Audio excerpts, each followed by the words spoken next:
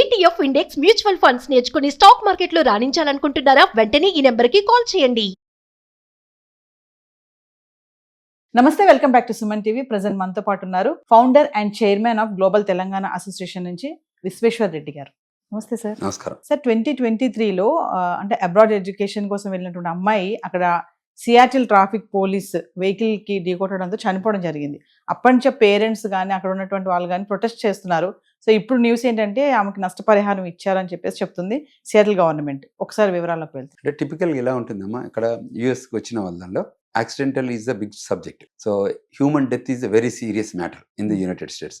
ఏ చిన్న bodily injury అయినా కానీ ఇంకెటువంటి సంఘటన జరిగినా కానీ దాని పెనాల్టీస్ బాగుంటాయి, తర్వాత టేక్ అండ్ కేర్ బాగుంటుంది.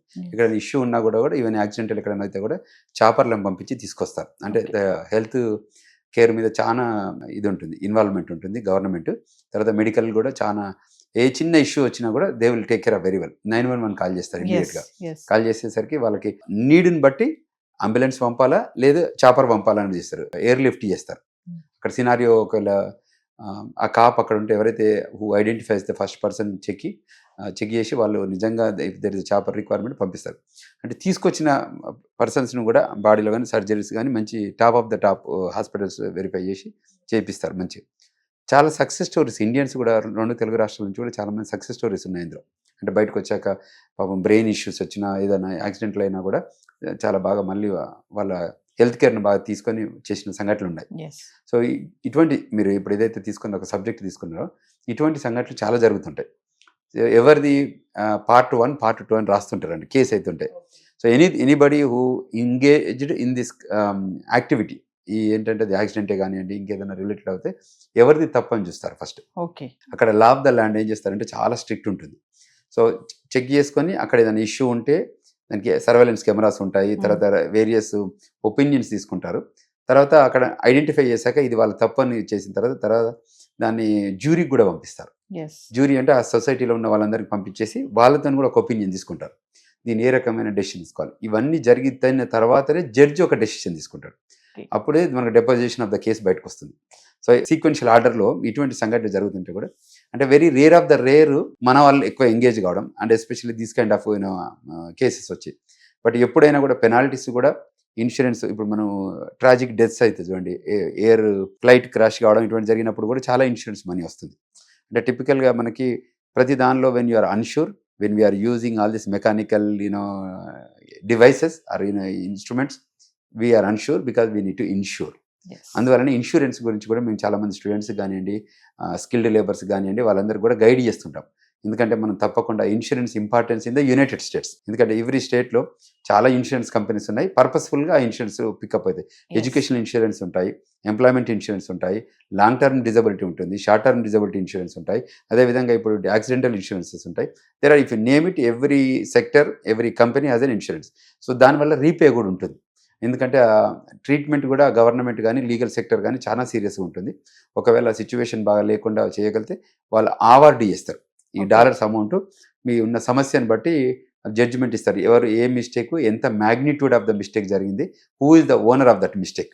సో దాంతో ఆపోజిట్ పార్టీకి దే ఆర్ ఎంటైటిల్మెంట్ అంటారు. అటువంటి క్రమంలో చాలా మంది ఉన్నారు. ఈ మధ్య మాత్రం మేము చాలా గైడ్ చేస్తుంది ఏంటంటే ఏ పనిలో అంటే ఏ దానిలో ఇన్వాల్వ్ అయినా మీరు ఇన్సూరెన్స్ తీసుకోండి. ఇప్పుడు ఎగ్జాంపుల్ మన F1 స్టూడెంట్స్ అమెరికాకి వస్తారు కదా, వాళ్ళకు కూడా వాళ్ళకి ఫీజు అంటే ఇన్స్టిట్యూషన్ ఫీజు ఏదైతే ఎడ్యుకేషన్ ఫీజు ఎట్లుంటుందో, బోర్డింగ్ అండ్ లాడ్జింగ్ ఎట్లుంటుందో పక్కన ఇన్సూరెన్స్ అనే సబ్జెక్ట్ కూడా ఉంటుంది.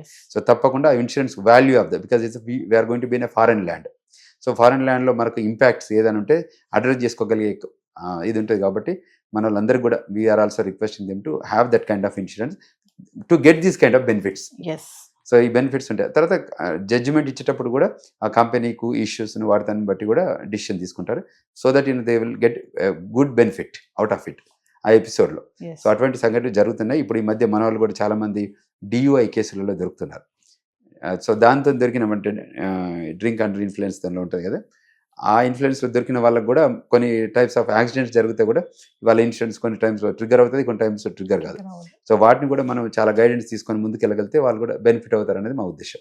ఇంకా సార్, అంటే ఇది 2023లో జరిగితే ఇప్పుడు ఇవ్వడం జరిగింది, $29 మిలియన్ ఇచ్చారంట నష్టపరిహారం. అంటే ఇంత డిలే అవుతుందా? అవుతుంది, ఎందుకంటే ఇన్వెస్టిగేషన్ కానివ్వండి, కేసు పికప్ చేయడం కానివ్వండి, తర్వాత దాన్ని డెలివరబుల్ కానివ్వండి, వెరిఫికేషన్ చేసుకోవాలి కదా.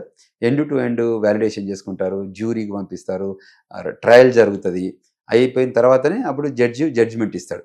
సో అంటే వాటికి కేసెస్ ఉన్న వాల్యూమ్ కానీ, పెండింగ్ కేసెస్ ఉన్న దాన్ని బట్టి, తర్వాత ఇది నీడ్ని బట్టి దీన్ని పెనాల్టీని కానివ్వండి, లేకపోతే ఇన్సూరెన్స్ కానివ్వండి, తర్వాత ఇది కానీ, సో ఈచ్ కౌంటీలో ఉన్న వాల్యూమ్ ఆఫ్ ద కేసెస్ని బట్టి కేసెస్ మూవ్మెంట్ ఉంటుంది Yes. One department to other department.